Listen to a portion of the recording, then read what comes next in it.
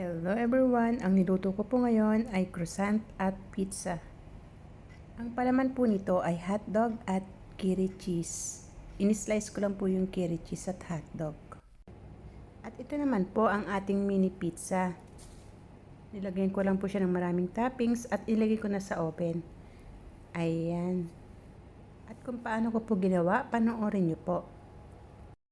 Ito ang mga kakailanganin natin. Meron ditong 2 tasang tubig, kalahating tasang asukal, 2 kutsarang yeast, at 2 tasang harina. Kailangan pa rin po natin to, 3 tasang harina, 1 dakot lang na asin, 3 kutsarang gatas na powder, at kalahating tasang mantika. Ayan, simulan na po natin. Lagay muna natin tong tubig. Ilagay natin yung harina. Lagay natin yung asukal. At ilagay natin yung yeast. Ayan, i-mix na natin. Set aside natin ng 10 minuto. After 10 minutes, pwede na po natin ilagay yung pangalawang parte ng harina, yung 3 cups. Tapos ilalagay na natin yung oil, yung powder milk, at yung asin. Mix na ulit. Balik.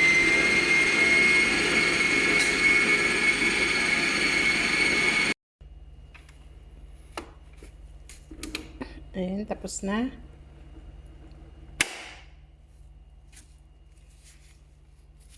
Set aside lang natin siya ng 30 minutes. Tapos gagawin na natin siyang pizza. Ito na yung dough natin. Lalagyan natin ng konting oil sa ibabaw.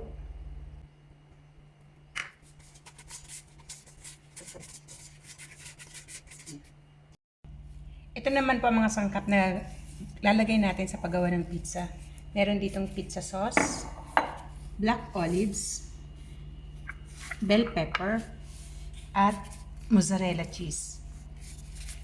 Ito naman, lalagay natin to sa croissant. Ayan, cheese and hotdog. At ayun nga po, ito na ang ating dough. Ayan, lumaki na siya. Tanggalan natin ang hangin.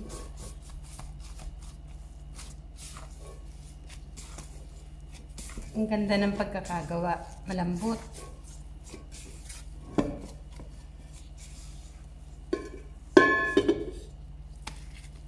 Kunin ko lang yung kalahati para sa pizza muna.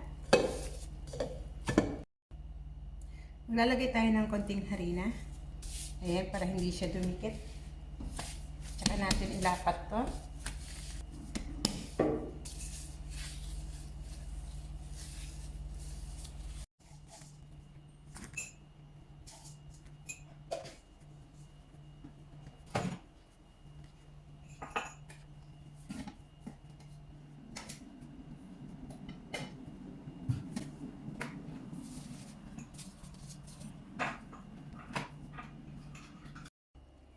Ito na po yung para sa pizza.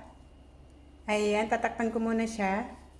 Set aside 15 minutes. Kasi aalsa pa yan bago natin lagyan ng toppings.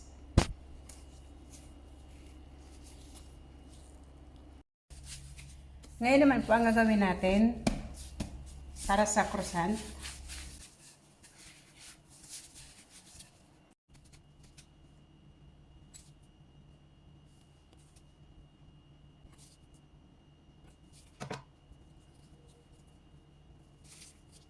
Ngayon naman po, lalagay na natin yung palaman ng croissant, hotdog at curry cheese.